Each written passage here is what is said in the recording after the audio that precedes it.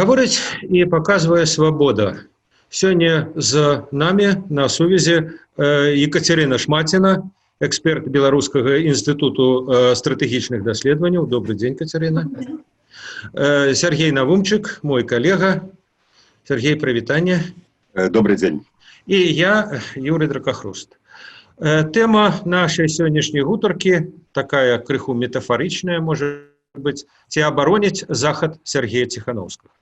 Ну, вось сёння Александр Лукашенко сустрэўся са старшынём КДБ Валером Вакульчыкам, сказаў, што майданаў не будзе, сказаў, што на нас шмат дзьме ветраў з розных бакоў, і ў тым ліку з тых бакоў, з які бы нам не хацелася, такі гаротны лёс Беларусі. Так вот, пра гэтыя ветры і пра магчымы майдан я прапаную і пагаварыць.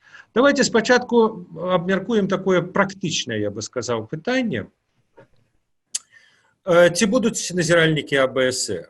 Тут такая пэўная дылема. З аднаго боку, беларускім уладам іх не хочацца запрашаць, тым больш, што яны балазе, яны ведаюць прыкладна, з якую выснову яны зробяць.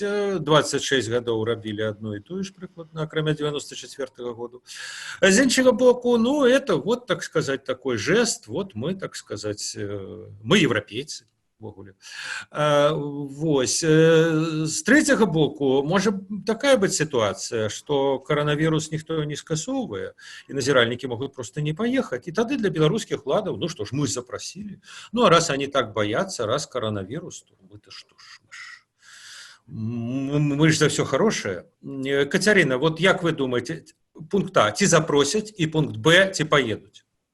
Ну, я думаю, што прысутнасць міжнародных назіральнікаў, нават тых, якія увесь час крытыкуюць беларускія выбары, яна ўсё роўна спрыяе хоць якой легітымнасці беларускіх, уласна кажучы, вынікаў выбараў. І для афіцыйнага Менску будзе карысна прысутнасць такіх назіральнікаў для беларускага іміджа на сусветнай арэне. Іншая справа, што сапраўды каранавірус ускладняе гэтую сітуацыю з забеспячэннем і бяспекі тых місій, якія звычайна прыязджаюць у Беларусь. І гэта іншае пытанне, як это будзе ўжо вырашана ў жніўні. Я ведаю, што некаторыя апазіцыйныя прадстаўнікі структуры накіроўваюць лісты ў АБСЕ, у офіс OEDHR для запрашэння, для того, каб падкрэсліць важнасць, прысутнасць гэтых прадстаўнікоў на беларускіх выбарах, у тым ліку таму, што падчас магчымай эскалацыі, падчас непасрэдна галасавання, калі людзі, напрыклад, і выйдуць на вуліцы, падчас, як гэта здаралася ў минулыя гады, прысутнасць назіральнікаў хоць як можа патэнцыйна стрымліваць жорсткія дзеянні беларускіх уладаў, такія больш відавочныя рэпрэсіўныя метады. То бок, складана зараз вызначыць, ці будуць прадстаўнікі АБСЕ. Я адмыслова зараз пераглядала вось і сайт OEDHR, там няма адназначнай, напрыклад, адмовы гэтых місій, таго, што яны ўвогуле не будуць прысутнічаць на нейкіх выбарах або ў Беларусі, або ў суседніх краінах. Сергей, ну вот Катерина сказала про легитимность. Ну, а в якім сэнсе легитимность? Вот приедут назиральники АБС, напишут, выборы были недемократичные, было куча порушений, все было неправильно. В чем тут легитимность? Ну, як бы, и что? Гэта, як бы, в пэўным сэнсе, як бы, наадварот, подрывае. З іншага боку, вот на расійскіх выборах у России складаныя адносіны, мягко кажучы, з Европой, з АБСЕ. Они просто взяли и не запросили. Ну и что? Путин, что он несапраўдны президент? Для кого? Вот что это значит, як расшифровать это понятие легитимность? Ну, Захад, конечно, и Еўразвяз у прыватнасці апынаецца ў даволі такой складанай сітуацыі, вось калі мы гаворым пра легітымнасць, вот тую формулу, якую ты назваў, значит, она такая двоистая. Ну, можем пригадать, что пачынаючы з 96-го года, калі Захад абсолютно просто не признаў референдум і тады фармавання палаты прадстаўнікоў пасля лістапада 96-го года, і мы памятаем, што депутаты палаты шмат гадоў причым не адной кадэнцыі, меняліся гэтыя дэпутаты, яны не запрашаліся на адпаведныя пляцоўкі еўрапейскія, амерыканскія.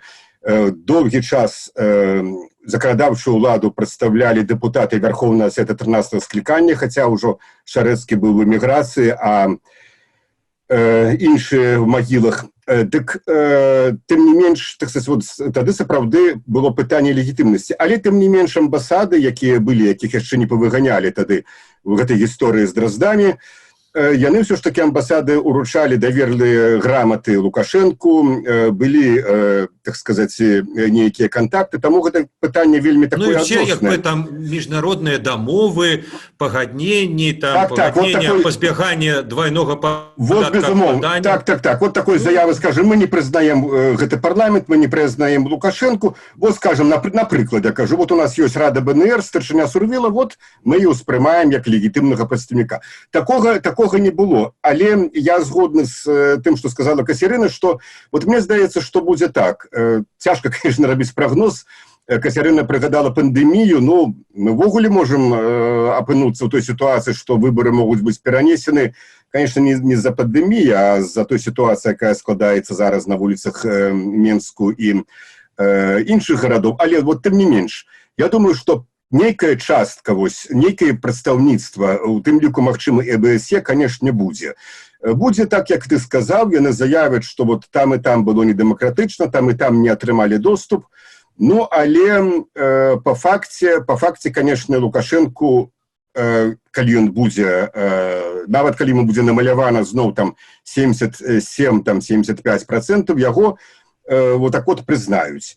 Гэта, між іншым, і будзе пэўным стрымліваючым, магчыма, фактарам для таго, каб не ўжыць тыя метады, сігналы, пра якія мы ўжо бачылі ўчора на вуліцах, зноў жа, беларускіх гарадоў і ў заявах першага намесніка міністра ўнутраных спраў, а сёння і самога Лукашэнкі.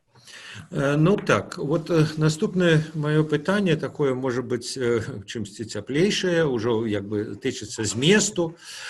Гэта той чыннік, что про это кажуць многие эксперты, что такого выразнага праеўрапейскага кандидата гэтым разам у беларускіх выборах няма.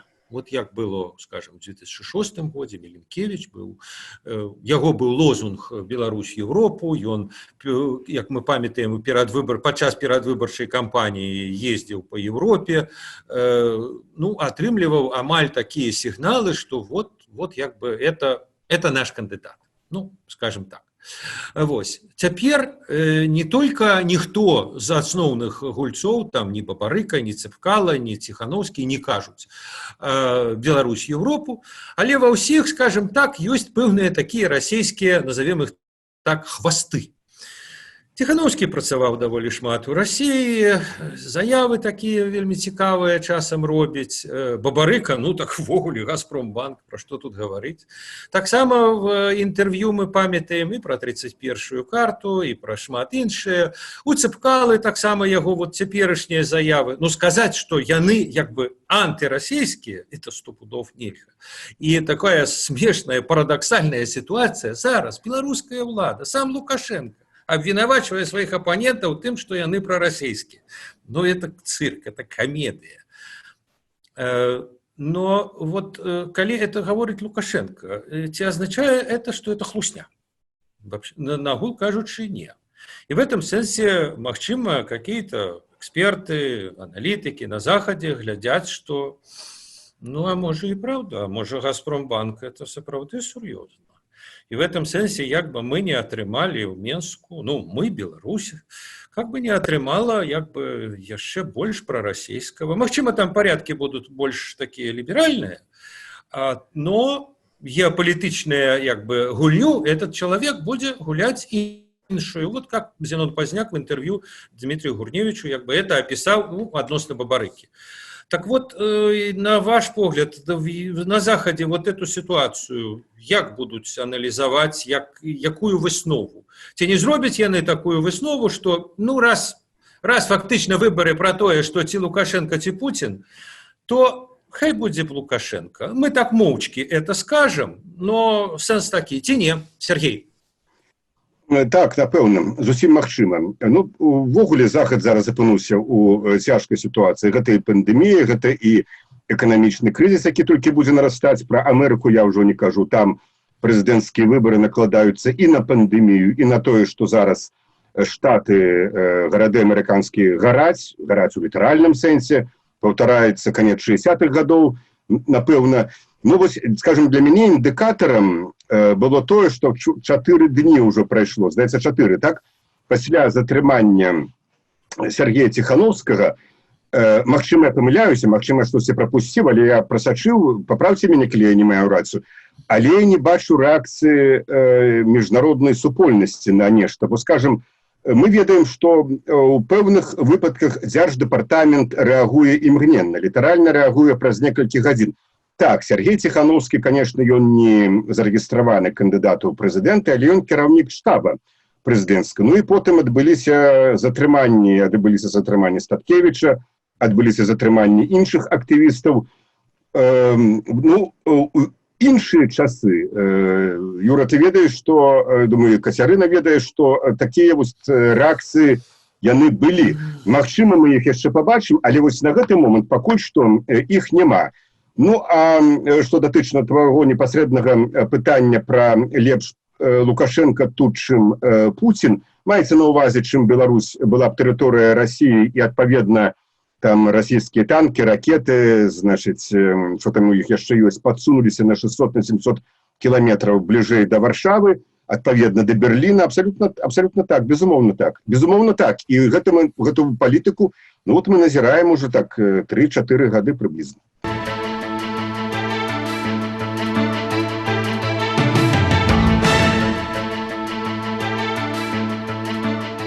Кацярына, ну а вот ваш адказ. Я в дадзеным выпадку не столько про такія тактычныя, про ну, як бы бягучую рэакцыю, а про стратэгію. Вот в синктенсах, там, в Штатах, в Нямецчине. В этом сенсе там Дзярждэпартамент мог бы и выказаться про, скажем, там, затрыманне Ціхановскага, мог не выказаться. Это, по сутнасці, стратэгію не вызначае, хотя это чыннік, Сергей мае рацыю. Але вот в стратэгічным плане тая дылема, яны яе як бы усведамляюць, што вот это ёсць дылема, што магчыма, у рэшце-рэшт яны сыходзяць не толькі з каких-то высокіх прынцыпаў там дэмакрата, яны выходзяць са сваіх інтарэсаў, са сваіх дзяржаваў, са сваіх як бы інтарэсаў блокаў. І магчыма для іх, ну, так можа быць, умоўна кажучы, прэзідэнт Ціхановскі будзе больш уразлівы для прапановаў Москвы, чым прэзідэнт Лукашенко. Пры тым, што прэзідэнт Лукашенко дыктатар, а прэзідэнт Ціхановскі, ну, не ведаем, які будзе, груба кажучы.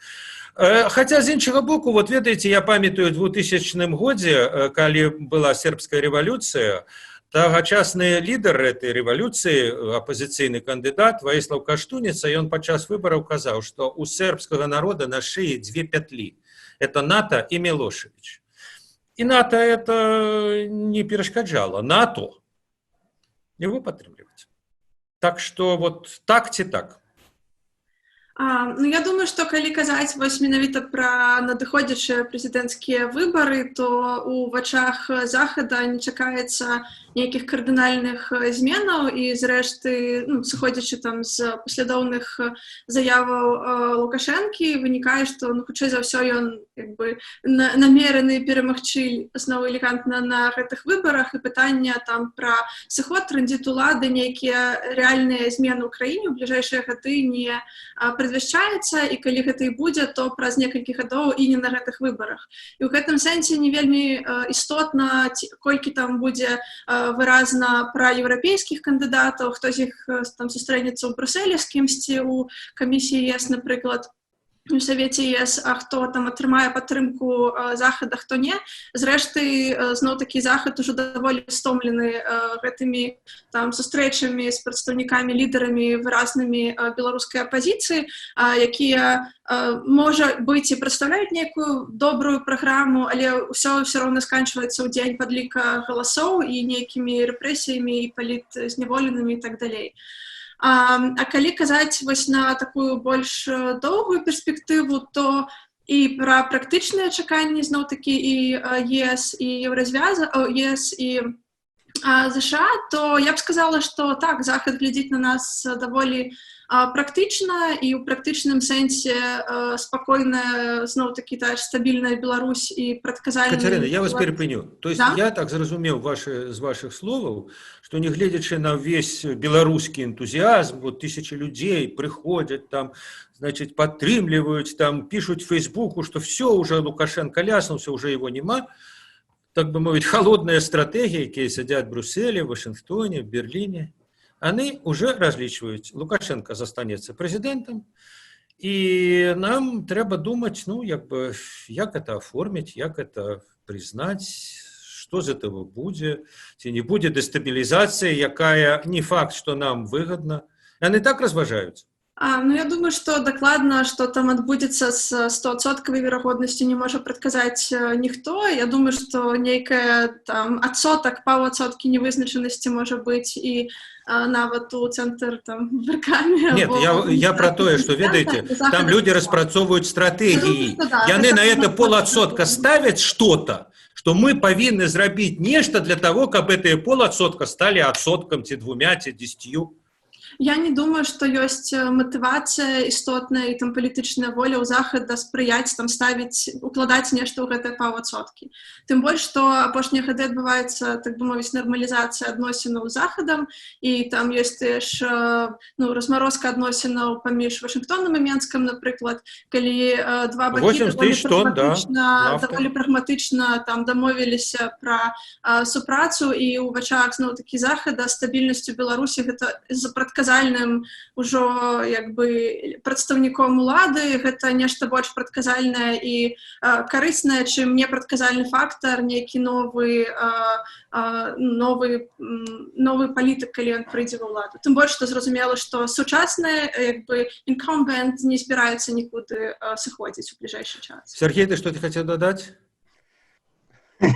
Я тут могу толькі падтрымаць тое, што казала Кацярына, таму што вось калі прааналізаваць сітуацыю апошніх гэтых 3 ці 4 гадоў, то я думаю, у лепшым выпадку, канешне, Захад будзе падтрымліваць грамадзянскую супольнасць, нейкія праекты звязаныя з незалежнымі сродкамі масавай інфармацыі, з грамадзянскай актыўнасцю, але вось што датычна палітычнай апазіцыі, вот прыводзіць прыклад Украіну, але мы прыгадаем, што было ва Украіне. Я нават не беру там Крым і Донбас, я беру тую колькасць людзей, якая выходзіла на вуліцы. Ты прыгадаў тут Югославію, зноў жа прыгадаем тую колькасць людзей, якая выходзіць на вуліцы. Калі говорить про Америку, ось Америка, наприклад, наколькі я собі так можу уявити політику Вашингтону, вона, конечно, міняється, але вогуле, я не розумію, що це написано в Конституції американській, так само білоруській, між іншим, так само, що криниця улада народ. Вот коли б у Менску до Комаровки прийшли не 4 тисячі чоловік, що вельми шмат по теперішніх часах, питань нема, а, скажем, 400 тисяч, я думаю, что вот тут расклады были бы зусім іншыя, і гэтыя 2-3%, про якія ты пытаўся ў Кацярыны верагоднасці, ці нават 10, это бы ўжо былі 50%, это бы ўжо былі 50%, а можа і больш. І апошняе пытанне, як тым не менш, вот при тым, што прынамсі Кацярына сказала, што калі ў Беларусі нехта думае, што Захад нам дапаможа, не дапаможа.